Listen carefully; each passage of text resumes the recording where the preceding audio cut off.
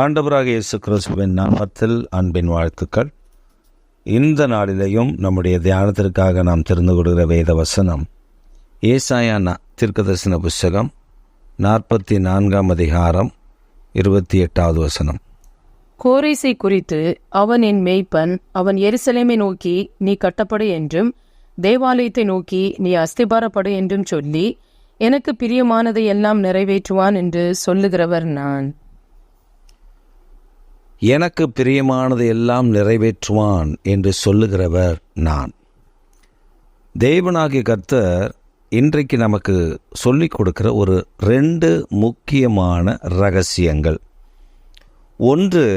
ஒரு ரகசியம் என்னவென்றால், ஒரு பட்டணத்திற்கோ அல்லது ஒரு தேசத்திற்கோ நாம் அந்த பட்டணத்திற்குள் போகும் பொழுது, அந்த தேசத்திற்குள் போகும் பொழுது தேவனுடைய தீர்க்க தரிசன வார்த்தை அதன் மேல் கூற வேண்டும்.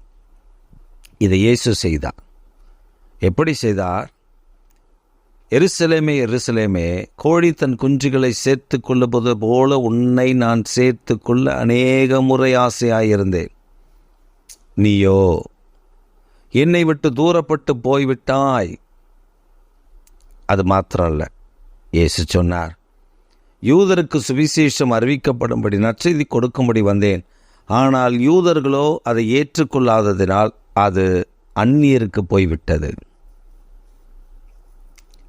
இப்போ இங்கே ஆண்டவர் நமக்கு கற்றுக் கொடுக்கிறது, எருசலேமை பார்த்து கட்டப்படு, எருசலேமை பார்த்து கட்டப்படு, தேவாலயத்தை பார்த்து நீ அஸ்திபாரப்படு என்று சொல்லுவான்.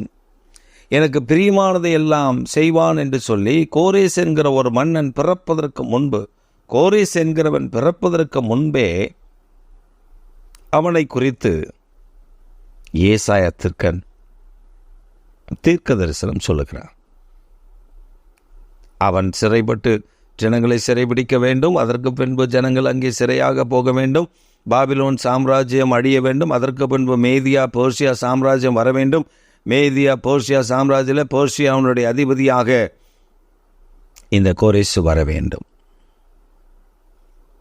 மேதியா பெர்சியாவுடைய அதிபதியில் ஒருவனாக இந்த கோரேசு காணப்பட வேண்டும். இதைதான் கர்த்தர் திட்டம் பண்ணி வைத்திருந்தார்.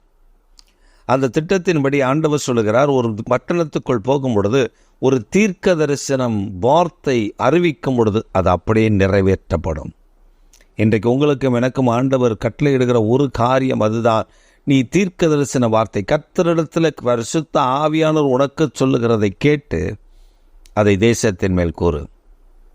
தேசமே பயப்படாதே, நீ மகிழ்ந்து களி கூறு, கர்த்தர் பெரிய காரியங்களை செய்வார்.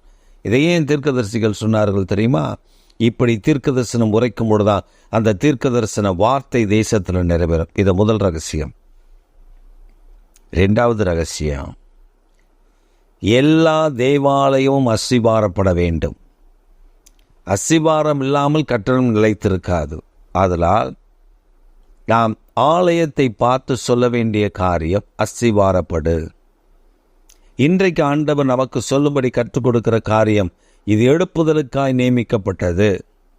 இந்த ஆலயத்துக்குள் எழுப்புதல் புறப்பட்டு வரும். தீர்க்க தரிசனமாய் உரையுங்கள்.